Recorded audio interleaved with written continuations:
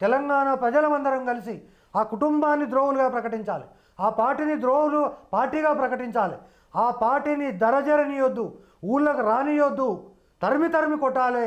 తద్వారా తెలంగాణ ప్రజలు ఏ విధంగా అయితే జపాన్ అనేటటువంటిది ఈరోజు ప్రపంచంలో టెక్నాలజీలో అభివృద్ధి సాధించిందో, ఈరోజు ప్రజాస్వామ్య ప్రభుత్వం ఏదైతే రేవంత్ రెడ్డి గారి నాయకత్వంలో వచ్చిందో, సోనియా గాంధీ గారి నాయకత్వంలో వచ్చినటువంటి ఇందిరమ్మ రాజ్యం ఉందో, ఈ రాజ్యం లోపల ఈ ప్రభుత్వాన్ని మనం ప్రజాస్వామ్య ప్రభుత్వం ఈరోజు 60 రోజుల్లోనే ప్రజలు ప్రజాస్వామ్యం పీల్చుకుంటున్నారు. ఈ రాష్ట్రంలో ఉన్న మీ ముఖాలు మండ మంత్రులైనా ఎన్నడన్నా మీ ఫోన్లో నుంచి కనీసం మీ భార్యకు ఫోన్ చేయగలిగినరా, మీ కుటుంబ సభ్యులతో మాట్లాడగలిగినరా? ఈరోజు బాజాప్తా ప్రతి ఒక్కడు వాట్సాప్ కాల్ లేకుండా ఫోన్లో మాట్లాడేటటువంటి ఒక స్వేచ్ఛ, స్వాతంత్రం తెలంగాణ ప్రజలకు వచ్చింది.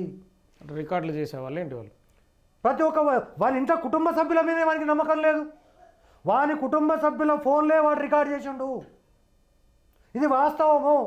గుండె మీద చేసుకొని చెప్పమను. ఈ రాష్ట్రంలో ఎవడైనా ఒకడు మంత్రి నేను నా ఫోన్ మాట్లాడినని చెప్పమని చూద్దాం. నిఘా వ్యవస్థ వీటి కోసమే పనిచేసింది. నిఘా పెట్టడం కాదు, ఇప్పుడు నేను చెప్పినటువంటి ప్రభాకర్ రావు అనేటోడు చివరాఖరికి ముఖ్యమంత్రిని కూడా మభ్యపెట్టి, ఓ నీకు అంత వస్తున్నది ఇంత వస్తున్నది, ఇక మూడోసారి నువ్వే రాజు సెక్రటరియట్. నిన్న సెక్రటరియట్ కాడికి పోతే ఒక వీడియో చేసిన మీరు చూసి ఉంటారు. ఎవరు కట్టిండ్రు సెక్రటరియట్? కేసీఆర్. ఎవరి కోసం కట్టిండు? ఓ రేవంత్ రెడ్డి కోసం కట్టిండు. ప్రజల కోసం ఉన్నది కదా సెక్రటరియట్. నేనేమంటున్నా ప్రజల కోసం కాదు. ఈరోజు రాష్ట్రంలో ఈ దగుల్బాజీ పరిపాలనలో సెక్రటరియట్ ఇంకా 50 సంవత్సరాలకు సరిపోయేటటువంటి సెక్రటరియట్ను నీ పేరు కోసం కూల్చి మల్లగట్టినటువంటి నీ దగుల్బాజీ పరిపాలనలకు అవి చిన్నాలుగా ఉంటాయి. నువ్వు చేసినటువంటి 33 జిల్లాలు నీ యొక్క అంద పరిపాలనకు, అందరికే రాజు అంటారు కదా, ఏది గుడ్డిరాజు పరిపాలన అంటారు కదా, నీవు ఏవైతే పేరు కోసం చేసినావో అవన్నీ కుక్కలు చింపిన ఇస్తరాకు అయిపోయింది. ఈరోజు తెలంగాణలో నారాయణపేట జిల్లాలు లేకుంటే ములుగు లాంటి జిల్లాలు, మక్తల్ లేదా వనపర్తి లాంటి జిల్లాల్లో కలెక్టరేట్లు పొద్దుగాల పోయి స్కూళ్ళల్లో జనగణమనవడం తప్ప ఏం పని లేనటువంటి పరిస్థితిలో ఉన్నారు. రాష్ట్ర ఆదాయం మొత్తం దీనికే పోతున్నది. కాబట్టి ఈ రాష్ట్రంలో ఇదొక పీడకల. ఈరోజు దొరకు చాలా నిజాం అంటే చాలా ఇష్టం. నిజాం చేసిన కొన్ని మంచి పనులు కూడా ఉండొచ్చు. నిజాం ఉస్మానియా మెడికల్ కాలేజ్ కట్టిండు, ఉస్మానియా యూనివర్సిటీ కట్టిండు, అనేక రకాలైనటువంటి బిల్డింగులు కట్టిండు. కానీ ఆ నిజాం కంటే కూడా నీచ నికృష్టమైనటువంటి పరిపాలన ఈ 9.5 సంవత్సరాలుగా జరిగింది. ఆ రోజు కేవలం ఏ విధంగా అయితే రజాకారుల తిరుగుబాటు కానీ నిజాం వ్యతిరేకంగా తిరుగుబాటు ఏ విధంగా జరిగిందో ఈరోజు ప్రజాస్వామ్యయుతంగా 4 కోట్ల మంది ప్రజలు తిరుగుబాటు చేసి ఈ దొరను తీసుకుపోయి ఫామ్ హౌస్లో కూర్చోబెట్టిండ్రు, చిన్న దొరను తీసుకుపోయి ఇంకో ఫామ్ హౌస్లో కూర్చోబెట్టిండ్రు. ఆ కుటుంబానికి నిలువు నీడ లేకుండా చేసిండ్రు. మీరు చేసినటువంటి అరాచకం ఈరోజు ఉన్నటువంటి పరిస్థితుల్లో ఎవరైనా పిల్లలు ఏం చెప్పిండి ముఖ్యమంత్రి?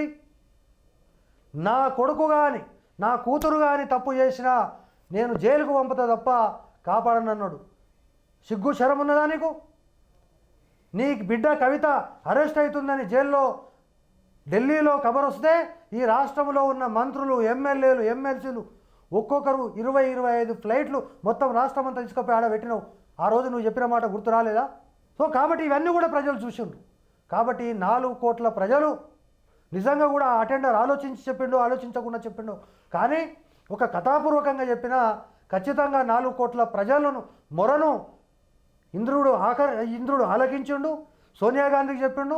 తద్వారా రేవంత్ రెడ్డి రూపంలో ఈ రాష్ట్రంలో ప్రజాస్వామిక పరిపాలన ఏర్పడ్డది. అంటే మీ ఆవేదన ద్వారా వస్తుందన్నట జరిగిన వాస్తవాల్ని అనుకోవచ్చు మనం. తెలంగాణలో 4 కోట్ల మంది ప్రజల యొక్క గుండె చప్పుడును నేను ఆవిష్కరించిన. వాళ్ళకు భాష లేకపోవచ్చు, నాలాగా ఎక్స్ప్రెస్ చేయలేకపోయి ఉండొచ్చు, కానీ ఇది వాస్తవము. ఒకవేళ నీకు నిజంగానే గుండె ఉంటే, నీకు గుండె చప్పుడు ఉంటే, ఒకవేళ నీకు తెలంగాణ ప్రజల యొక్క ప్రేమ ఉంటే ఖచ్చితంగా ఈరోజు స్పష్టంగా చెప్పాలి. నేను 9.5 సంవత్సరాలు ఈ తెలంగాణ ప్రజలను పరిపాలించమని నా చేతిలో పెడితే నేను రాచి రంపాన పెట్టినా, సహజ వనరులను దోచుకున్నా, నేను నా కుటుంబము నాశనమైపోవుగాక అనేటటువంటి విధంగా తను బహిరంగంగా క్షమాపణలు కోరి నేను ఏ విధంగా అయితే చరిత్రలో చాలామంది అటువంటి పరిస్థితి లేదేమో ఈ మధ్య అసెంబ్లీకి నేను ఒక విషయం చెప్తా.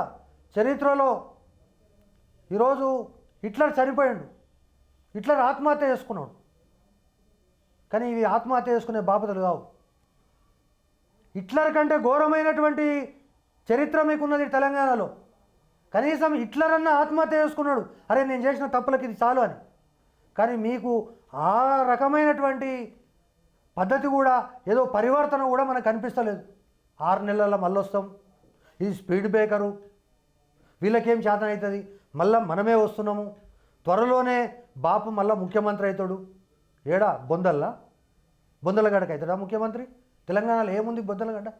మీరు చేసింది కాళేశ్వరం కూలిపోతుంది కదా, దాని కింద పోయి పడుకోమను.